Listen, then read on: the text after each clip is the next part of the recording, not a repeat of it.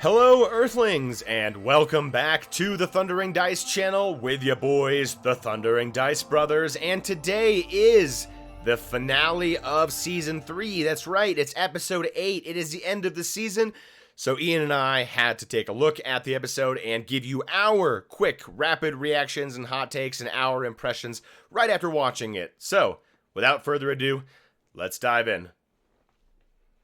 All right, Ian. Well, this was an interesting way to look at the final episode. You in one part of the world, me in another. So this time we didn't watch it together. So our reactions might be totally different. So I'll let you go first. What did you think about this finale? As a whole, I liked it, but I also have a bitter taste in my mouth because of certain events about how everything goes on. So things I like, I definitely like the small amount of in the red twisted door frame with Matt. That was very nice to see. The Aelfinn were not exactly what I was in picturing. Like I had a total different image, not like a cat in a interesting leather suit, but like that part works really well. I liked Moraine's little talk with Rand before the battle with Lanfear starts coming, where they kind of like reconcile, and she's like, you want exactly what I want. I dug that. I definitely was confused about Melindra and the Dark Oaths, because that is not how I remember any like that. You can portray your dark. You can't portray the Dark One, but you can definitely weasel out of your Dark Oaths. And an order, as far as I remember, is not a death sentence if you don't carry it out, unless one of the Forsaken physically kills you. So her soul getting sucked out of her body was. I didn't know what to make of that. I was like, okay, it's interesting. It gives like the Dark One a little more power in the real world, but that was definitely something I wasn't expecting. The attack in Tanchico with Jane Kincaid and Elaine and Tom, that definitely threw me for a loop, because I was not expecting Elaine to be able to steal the Balefire rod and then Balefire Jane out of existence. That was actually pretty fucking dope. Honestly, that was my favorite moment of this whole episode. That was cool What too she did. because it didn't just show how much more powerful Elaine was than Jean Cade, because she could control the Angreal very well. It also showed the effects of Balefire hitting someone as well. You saw the after image of Jean Cade initially using the Balefire rod to try to kill Tom, and all that was sort of like paid out in reverse and healed. That was pretty cool. I like that. Yeah, that was interesting. When the balefire stream hits the stone on the bottom, it just kind of gets like absorbed by the stone, and the stone doesn't disappear. I know this is being really nitpicky, because you can't have everything go back to its original place as balefire should, but that was one little small thing that I found kind of weird. And also, the balefire was a lot more. I don't know if it was just my screen, but it was more purple It than definitely looked more purple to me too, and in the stills I've seen it look purple too. So instead of being like pure white. white, I guess it's sort of Again, that's all a the hard color colors, to, and to yeah. yeah. So I'm okay with the purple It effect. was kind of cool having them sort of spark the rod at the end, like you had to. It's almost like a lighter at the end of Yeah, it was like of a fire match. stick. Yeah, it was pretty cool. Yeah, that was dope. Leandrin's meeting with Nynaeve. I mean, like the fact that Nynaeve just stays outside the Penarch Palace after she tells everyone, like, as soon as you get the collar, bolt. Don't stay. Just get the fuck out and leave as fast as you can. I found that really funny that she's just kind of staying right in front, waiting for people to come back, and then Leandrin walks out and they have a cute little chat, and she sends her to her watery grave in Davy Jones' locker, and then she decides to finally. I'm going to assume she's broken the block, because she Yeah. smiles afterwards This in is that like this is way. exactly this is just what happened when Moghedien tries to kill her with Balefire in the books later on. Yeah, I'm kind of happy they got it over with earlier. It was frustrating this whole season watching her be blocked and not even have the anger channeling ability and stuff. So finally, Nynaeve gets her block broken in a similar way to what the books showed us as well, just different time And and from much earlier. And from a writer's perspective, I kind of dug the way they did a callback to when she's drowning, hearing her daughter's voice in the tongue reel, being like, "It's okay" and stuff like that, and then her taking like trying to get her daughter out after the attack in the last third arch. I kind of liked how they put that together because it does bridge, and I didn't actually put this together until the very end, but it does bridge because like that's the last time you see her channel at the end. I'm pretty sure of season 2 is. Well, she might no. She definitely channels afterwards a little bit, or she might not. I need to go back and check. But it was a good arc to bring it back to the Terungriel, and then with the daughter kind of like having to like leave behind and acceptance and things like that. So I thought that was a pretty good wrap up to get her over her block. Though I was sad that there was no like Moghedian Nynaeve contest of wills, or like her trying to shield her and then Nynaeve trying to sever Moghedian. I'm sure that moment will come up sooner or later, probably. Yeah, it sometime. definitely going to come up again. I mean, the Moghedian Nynaeve dynamic in the books takes forever to resolve, and it continues on until basically the end of the story. So there's plenty of stuff for Moghedian to do still. She has to get captured, and she has to grovel before Nynaeve's feet, and all that good stuff is yet to come, hopefully. Yeah. And then, The all right, go for it. Well, the by the Moghedian part, she killing Samael. Samael, and that was That was some fucking interesting. metal way to kill someone. It was almost like she was drawing out his blood in ribbons to hang him up, almost like a spider web of blood. That was pretty hardcore. I like that image. I still have no idea who's going to teach Rand now because it almost looked like it was going to be Samael, but then Moghedian comes and murders him. So obviously Yeah, that's not happening. and even Lanfear teases if you're like, well, he's not a great teacher, but at least you could have learned something.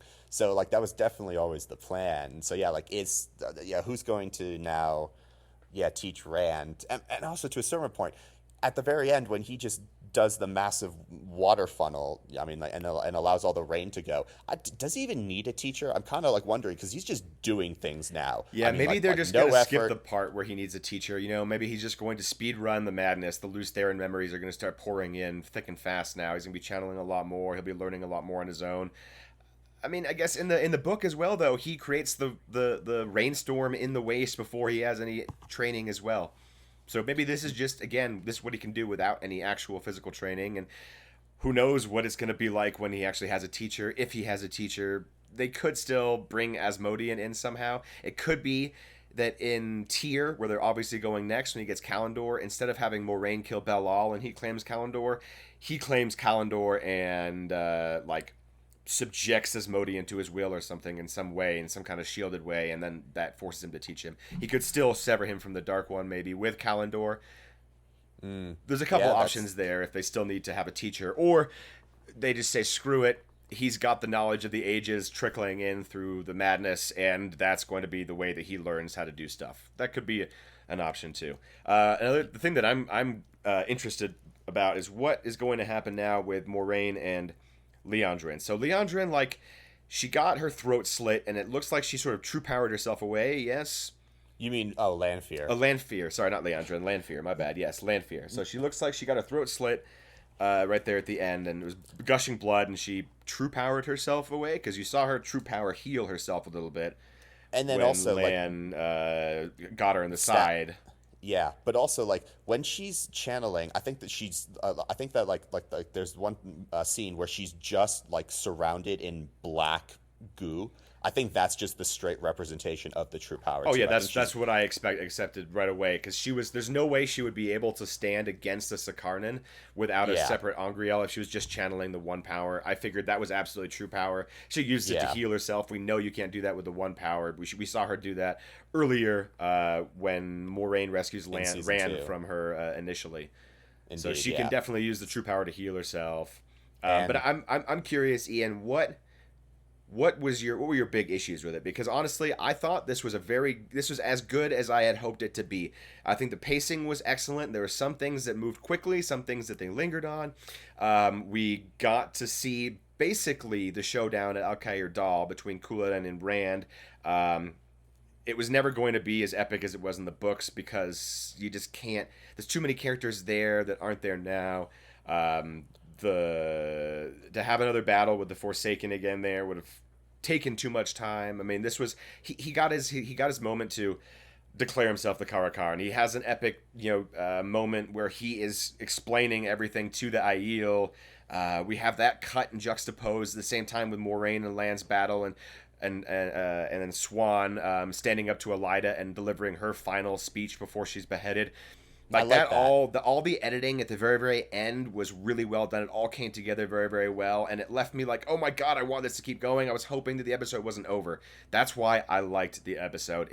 It gave me what I expected to get, and it made it so that we're obviously looking forward to season 4. They didn't half-ass it. They didn't try to wrap everything up. They didn't go back to Perrin with some nonsense.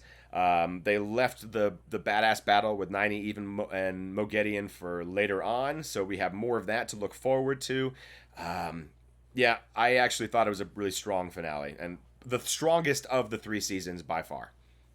Oh yeah, no. There's no contest. Season 3 is by far the best out of like season 1 was, well, basic dog shit. Season 2 is way better than season 1, and then season 3 is much better than season 2. It's not that like I didn't like the episode, because I mostly liked it, but the things that like they're like the pacing issues, I was very again struck by like how many scenes that were going on, like not simultaneously but constantly getting like cut to it. I wish they could have reshuffled this and just put it into like 3 or 4 major cut scenes, and then just kind of kept the story a little more continuous. But that's just me. Usually I agree with you, and I've said the same thing in a couple other episodes, probably most notably episode 5, because that was just the pacing and editing of that was horrific.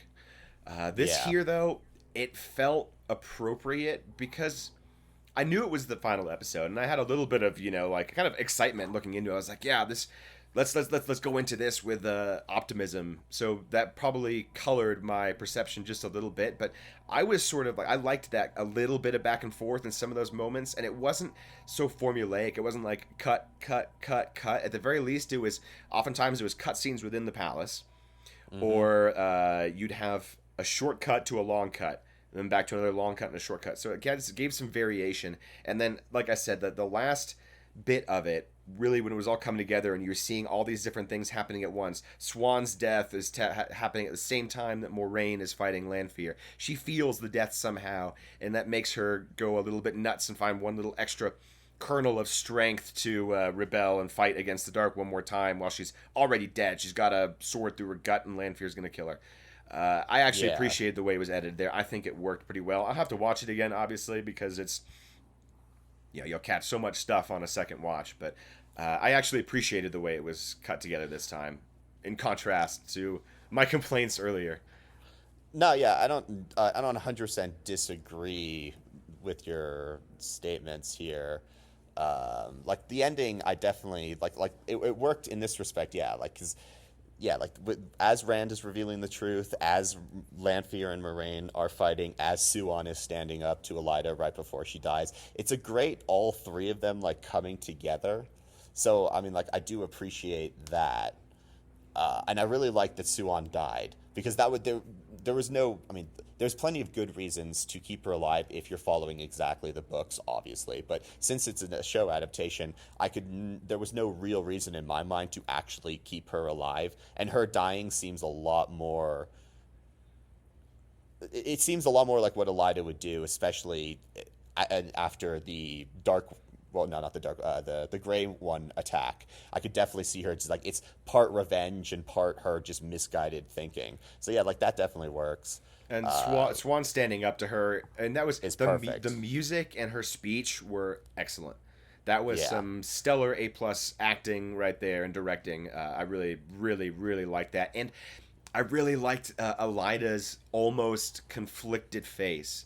It's like she almost looked like she was on the edge. She was buying it. She was listening to what Siuan was saying, and then Alviren steps in and says, "It's already been decided," and cuts her head off.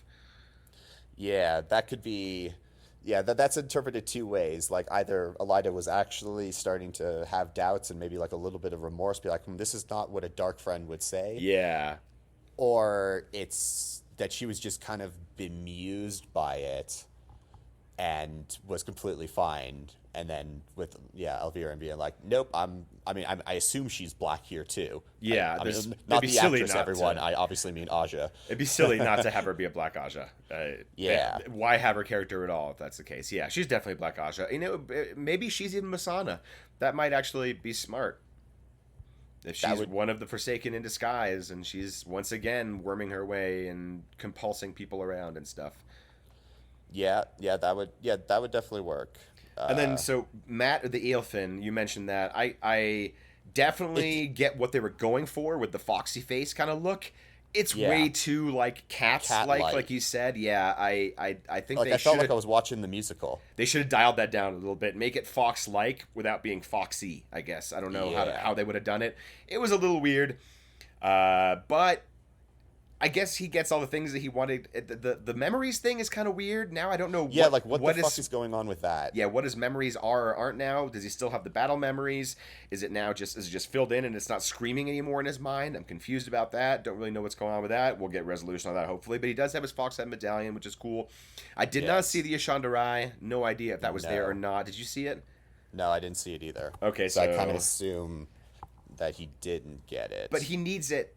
Because if we're assuming that everything will play out as it should, he has to go to the Tower of Genji, and the way to get in and out of the world of the Earthlings and the Earthlings is to use this specific Ashandarai to cut holes into the world so we can step in and out. But with Moraine being who knows what, Lanfear vanishing in the True Power Ether, we don't know what's going to happen there. Is Moraine dead forever? She never going to be rescued? Is she never going to come back and save the world again when she confronts Rand and Egwene at the end? What's going on with that? That'll be weird. Lanfear finally going full on, no, I want to kill the dragon. About time. Rand finally saying, you're a monster, fuck off, I hate you. About damn time. Yes. Though I appreciated that scene. Like when he first tells her why'd you choose this place? Oh, this is where the Sharome crashed. And that was cool. The things that I found weird about that scene the thing I really liked, the fact that she was in white, she was in a white dress as that scene was going on. It was it's very on purpose, the innocent symbol and shit like that, representing her past life. It's really great.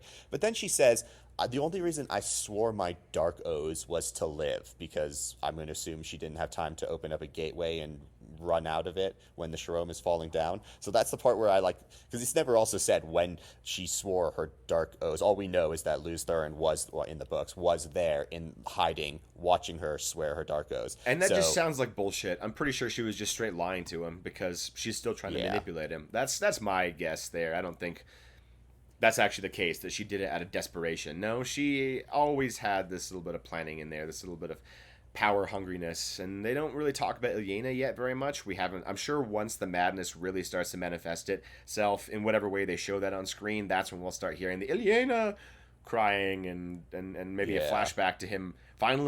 We might finally get a flashback to him being Kinslayer and murdering his wife and children, and then getting the moment of clarity. Who knows? That'd be nice to finally see. Yeah.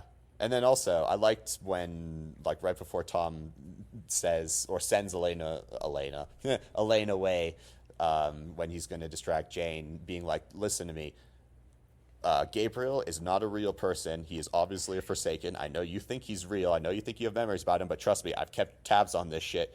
He's one of them. I like that just dropping in. That's very Tom being like, I know shit. I'm very knowledgeable. I got all these sense and stuff like that. And trust me, lady, this is not right. And that's a cool way. Yeah, and that scene when he tries to send her away and she goes, I was like, bullshit, there's no way Tom gets killed off here. I'd be so pissed off.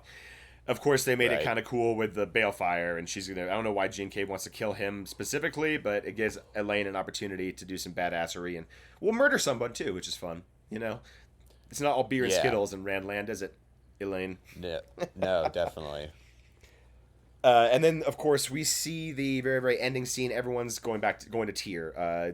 He's talking, or Moraine's voiceover is very, very clear. They're all on their way to Tyr. I'm assuming Couladin is going to take the Shido, just like he does, and he's probably going to besiege Tyr instead of Carrion, I'm guessing.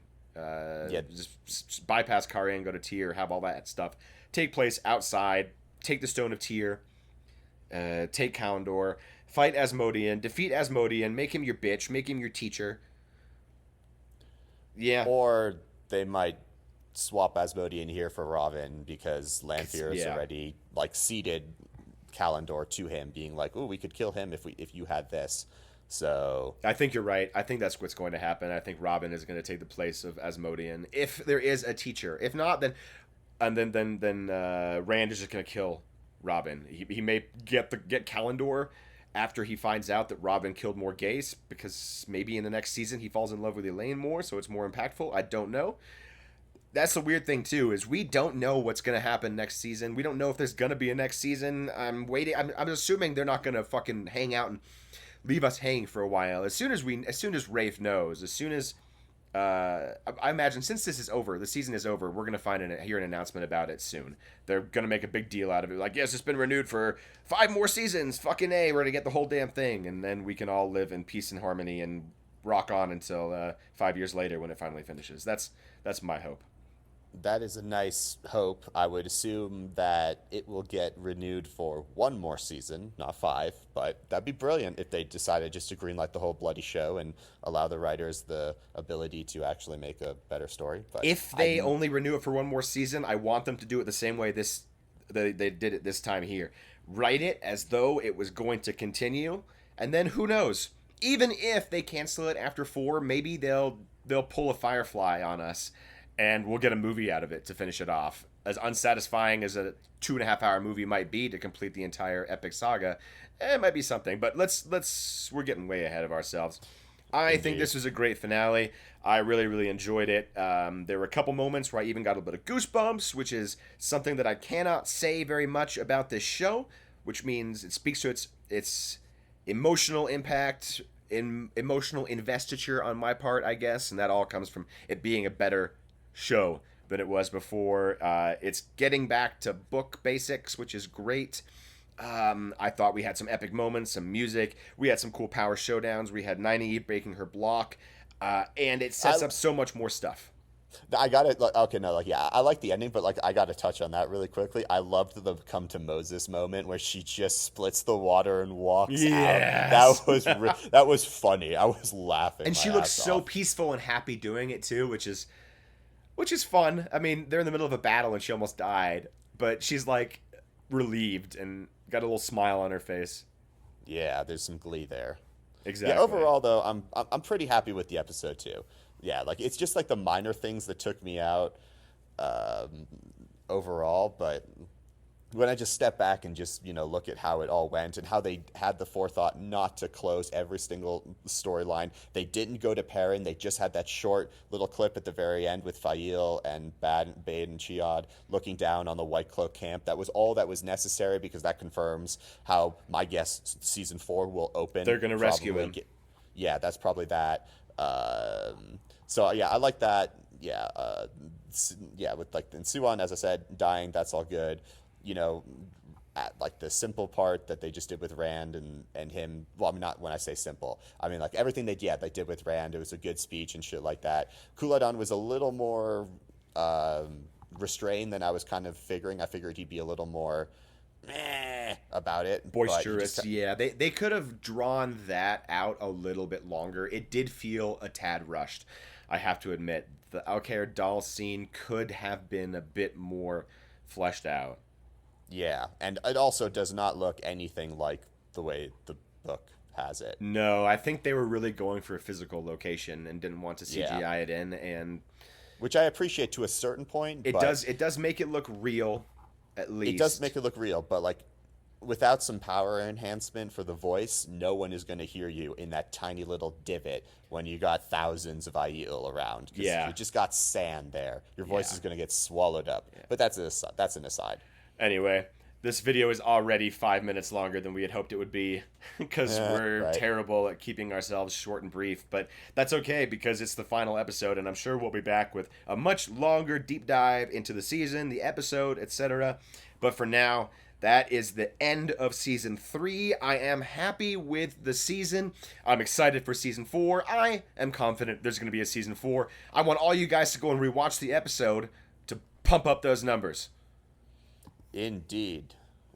And thank you everyone for joining us. Like, comment, and subscribe down below. Thank you so much for tuning in with us for the last 8 weeks of this. We really enjoyed your comments and discussions, so let's keep that going. Absolutely. And we will catch you guys next time. Adios.